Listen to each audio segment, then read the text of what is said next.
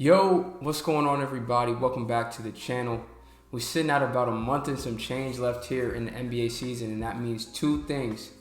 It's about to be playoff time, and it's time to start discussing some of these award races. So I'm going to start off here with one that I think is probably, honestly, has been wraps for a couple of weeks now, in my opinion. I think the only new award, actually, that they put in for this season, the NBA Clutch Player of the Year award. And if it wasn't already solidified for you, if you watched the Kings-Clippers game last night, it should be no more doubt in your mind that it has to go to De'Aaron Fox.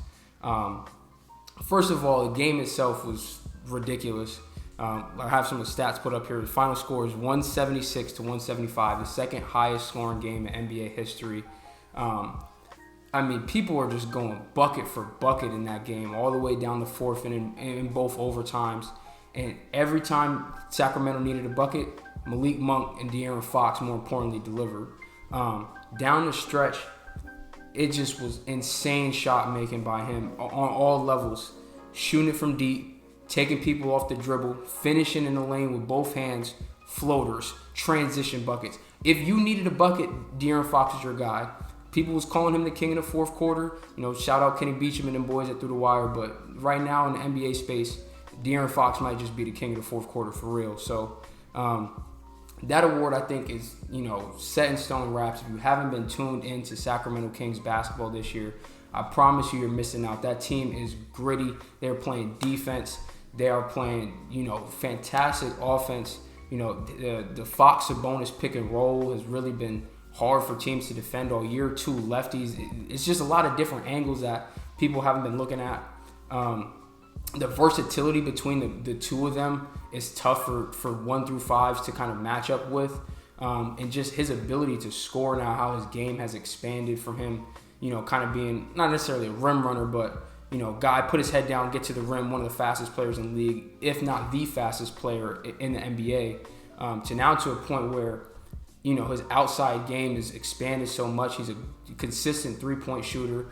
He's a threat to score at all three levels. He can finish left hand, right hand. Like I said, the floaters were coming through in clutch time. Like I said, clutch player of the year to me yesterday against the Clippers. So having some of the stats here pulled up, like I said, I think this award should be wraps already. You might as well give it to him in the next game because I think it shouldn't be no debate at this point. So looking at this, right, he's leading the league in clutch buckets this year at 157. Next closest player, Jalen Brunson, has 127. Has a 30-point gap in the clutch right now. And for a team in Sacramento that's sitting third in the West right now, they are grinding out some tough wins. This Clippers one should be, obviously the biggest one of them for the year as it sits right now, but they have grinded out some tough wins in a very, very stout Western Conference. And De'Aaron Fox is a big reason for that because he's nails when the money is on the line. And again, looking at 157 points in the clutch right now, if I go and look at total games played in the clutch, and this is whatever NBA statistics define the clutch, I think it's within any game within 5 points under 3 or 2 minutes, something like that. But yeah, I got to scroll down the list to even find De'Aaron Fox, 35th in clutch games, 28th. Top person, Buddy Hield, 38. 10-game difference. So even less opportunities for him to be in the clutch. He's scoring more, making more of those opportunities.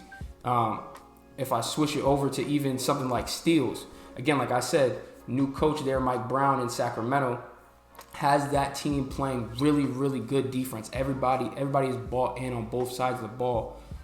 De'Aaron Fox, tied for third in the league in steals in the clutch. If you watch that Clippers game, you see it. He's hustling on both sides of the ball. I think he ripped up Paul George, had a nice little fast break layup, keeping the game tight there down the stretch. He's getting to it on both sides of the ball. When it's on the line for the Sacramento Kings, you can put your money on De'Aaron Fox. He's going to get you a bucket. He's going to make a play for you when it matters the most. If you look at assists in the clutch, I think he's probably top 10, top 13 in assists in the clutch. Getting it done as a playmaker, getting it done on defense, and most importantly, getting it done as a scorer in the clutch.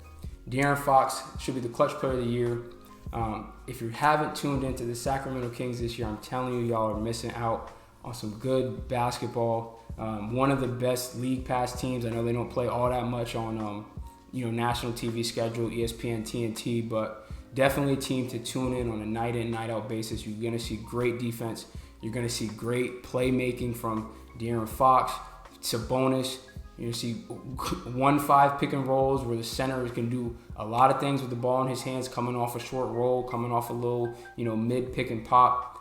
It's an exciting brand of basketball they're playing in Sacramento. I think even as much buzz as they've made this year is still flying under the radar. I've got the Western Conference standings here pulled up too. As you see, they sit third currently with their win last night against the Clippers. Very feasible for them to make that jump into the 2 seed. The Grizzlies have been struggling, have had a tough schedule. They have a really easy schedule, I think, coming up. I think they play the Rockets 2 or 3 more times, so a couple of easy wins for them there. Probably they should be able to capitalize on that. But again, can't count the Kings out. The team is gritty. They work hard. Mike Brown, like I said, has them playing hard on both sides of the ball. So very possible that team could jump up and become a top 2 seed in the Western Conference after not having made the playoffs in 15, 17 years, something like that. Longest playoff drought in the NBA. Not to spoil, some of my other videos. Haven't made up my opinion entirely, but look, they get to the 2 seed. It's going to be tough to say that Mike Brown wouldn't be Coach of the Year with the turnaround that he's put on that franchise in year one. Year one of coming in as the head coach could have them ending a playoff drought and being a top 2 seed in the West. In a year where the West has been super, super tough top to bottom. Like I said, if you look at this right now, 1 through 13 are all in playoff contention. It's rare to see at this point in the year. And that goes to how competitive it is, how stiff it is out there, where you have the LeBron James-led team down in the 13th place, Damian Lillard-led team in 12th, gritty OKC team in 11th, and so on and so forth. I'm going to take time and do a Western Conference and Eastern Conference playoff prediction breakdown coming in the next few weeks or so. Like I said, as we wind down the end of the regular season, I want to give some predictions as where I think teams are going to end up seeding-wise and what some potential matchups are going to be there in the first round to keep an eye out on, things that I'm going to be interested in. Again, like I said, in both conferences. But yeah, really wanted to get this first video out. I'm probably going to make this a little series of some sort, going through each of the awards. Probably going to follow it up next with something like Most Improved Player, which is another award I think is probably just about wrapped up at this point of the year. But some stuff like MVP, DPOY, I'm still kind of making my last decisions on. Like I said, still got a decent amount of basketball to be played for people to kind of continue to make their case for not just for me, but NBA fans, and obviously the most important, the media members that are voting on the award. But yeah, like I said, it's one of the best times of the year to be an NBA fan. Doesn't get much better than the playoff push. Each game starts to mean a little bit more. If you're watching some of the broadcasts over the last 2 days since we got back from the All-Star break, they're talking to coaches, and coaches are talking to their team about every game has to kind of start to feel like a playoff game, because for some of these teams on the bubble that are in the play-in tournament or just outside the play-in tournament, it ain't much wiggle room anymore. So, teams have got to start locking in and really making these ones matter. So, appreciate you for tuning into this video. Like I said, be sure to continue to tap into some content that I'm going to be rolling out here. I'm going through some of the NBA awards and some of the playoff predictions. But, again, like I said, appreciate you tapping into this video, and I'm out. Peace.